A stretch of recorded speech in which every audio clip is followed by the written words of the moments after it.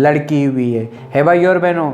यहाँ पे गर्भ का फल का मतलब है परमेश्वर की ओर से आशीष, यानी कि परमेश्वर ने दोनों ही चीज़ों को जो है आशीष की तौर से माता पिता को दिया है। लेकिन काफ़ी लोग हैं जो सिर्फ लड़के होने से खुश होते हैं, लड़कियां होने से खुश नहीं होते हैं। हे भाई और बहनों, जिनके घर में लड़कियां हो जाती हैं उनके घर में सुमसाम सी चीज़ें होने शुरू हो जाती है। और भाई और बहनों, और कई लोग ऐसे भी हैं अगर उनके घर में लड़के हैं, अगर लड़की बाद में पैदा हुई है तो उस लड़की को प्यार भी कम करते हैं। लड़के को सबसे ज़्यादा प्यार किया जाता है क्योंकि वो आने वाले दिनों में जो है वारिस बनेगा और आने वाले दिनों में पीढ़ी को जो है आगे बढ़ाएगा। लड़की को हम इसलिए ध्यान से नहीं इम्पोर्टेंट देते हैं क्योंकि लड़की जो है शादी होगी, वो किसी और के घर में चले जाएगी, वो किसी और के वंश को पैदा करेगी।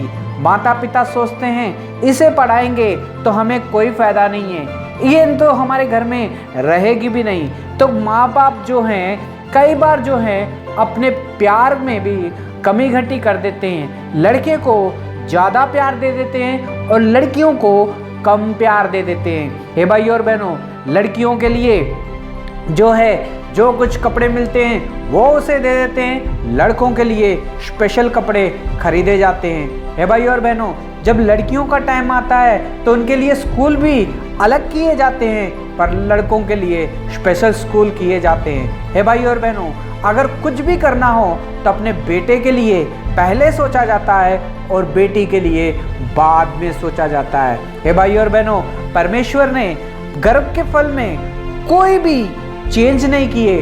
गर्भ का फल को कोई बड़ा है या छोटा है, इसे तुम ज़्यादा प्यार करो, इसे तुम कम करो, ये सब परमेश्वर के वचन में लिखा नहीं गया है। गर्भ का फल यानी कि परमेश्वर की ओर से आशीष है।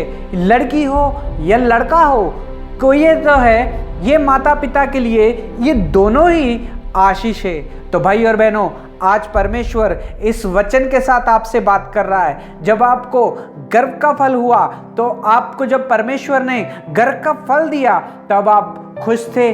जब आपका बेटा पैदा हुआ तो आप खुश थे, लेकिन जब बेटी पैदा हो गई तो भाई और बहनों आपका मुंह पूरा का पूरा उदास हो गया। क्या आप उदास हो? आपके घर में लड़की है भाई और बहनों? अगर आप उदास हो तो भाई और बहनों, इस वचन के द्वारा परमेश्वर आपसे बात कर रहा है। परमेश्वर के वचन में लिखा है कि गर्भ का फल जो है परमेश्वर की ओर से आशीष है। या लड़की हो या लड़का हो, इन दोनों में कोई फर्क नहीं है। गर्भ का फल जो है ये तो परमेश्वर की ओर से आशीष है। लेकिन जब आशीष लड़की की मिलती है तो भाई और बहनों, आप क्या कर रहे हो? आप खुशी मना रहे हो? आप दुखी हो?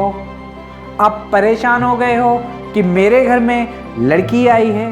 हे भाई और बहनों, परमेश्वर ने लड़की को यानी कि बेबी गर्ल को या छोटी सी बच्ची को पैदा क्यों किया? हे भाई और बहनों, हम अब उत्पत्ति की किताब और उसका 2 अध्याय में, अगर हम 2 अध्याय और उसके 15वीं आयत को हम देखते हैं तो उसमें कुछ इस तरह से लिखा गया है, मैं तेरे और स्त्री के बीच में तेरे वंश को और उसके वंश के बीच में बैर उत्पन्न करूंगा, वह तेरे सर को कुचल डालेंगे और तू उसकी एड़ियों को ढसेगा। हे भाई और बहनों, यहाँ पे हम देखते हैं कि उत्पत्ति की किताब में जब परमेश्वर ने आदम और हवा को बनाया, लेकिन शैतान जो है हवा के पास आया, यानी कि एक औरत के पास आया और उसे अपनी बातों में फंसा के उससे पाप कराया और उसे फल खिला दिया।